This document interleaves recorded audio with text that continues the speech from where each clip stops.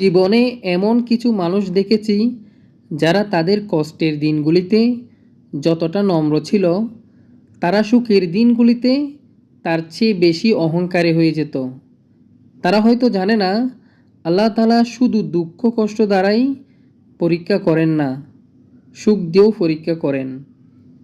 ভালো কথা খুঁজে না পেলে চুপ থেকো, কারণ খারাপ কথা বলার জন্য কেউ কোনোদিন নোবেল পায়নি। এমনকি চুপ থাকার অপরাধে কারোর কখনো ফাঁসি হয়নি। শান্তি নামক শব্দটা কারোর নেই। বিবাহিতরা ডিভোর্সের চিন্তায় ব্যস্ত, আর অবিবাহিতরা বিয়ের চিন্তায় মগ্ন।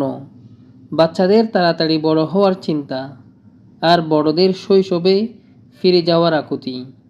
চাকরিজীবীরা কাজের চাপে চিন্তিত, আর বেকারদের চাকরি পাওয়ার চিন্তা। জনপ্রিয় ব্যক্তিরা লুকানোর ঠিকানা খোঁজে, আর সাধারণেরা জনপ্রিয় হওয়ার জন্য বিভোর। জীবন কখনো সহজ ছিল না কারোর জন্য, তবে ধৈর্য আর আত্মতুষ্টির মাধ্যমে কঠিন থেকে কঠিন জীবনকেও সহজ করে নেওয়া যায়। আর বুদ্ধিমানরা তাই করে। বোকাদের কেবল থাকে হতাশা।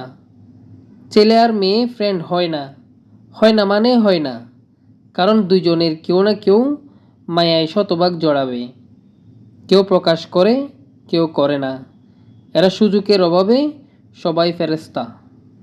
রবের প্রিয়জন হতে গিয়ে, দিনের পথে ফিরে আসতে গিয়ে যদি আপনার কাছ থেকে আপনার প্রিয়জনরা চলে যায়, তাহলে যেতে দিন। মনে রাখবেন, আপনি এমন এক সৃষ্টিকর্তার প্রিয় হতে যাচ্ছেন, যিনি চাইলেই তার চেয়ে উত্তম প্রিয়জন আপনাকে দান করতে পারেন।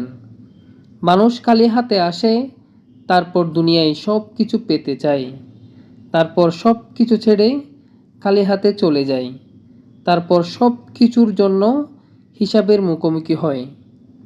মানুষ জ্ঞানের পরিচয় দেয় তার কথায়, যোগ্যতার পরিচয় দেয় তার কর্মে, আর বংশের পরিচয় দেয় তার ব্যবহারে।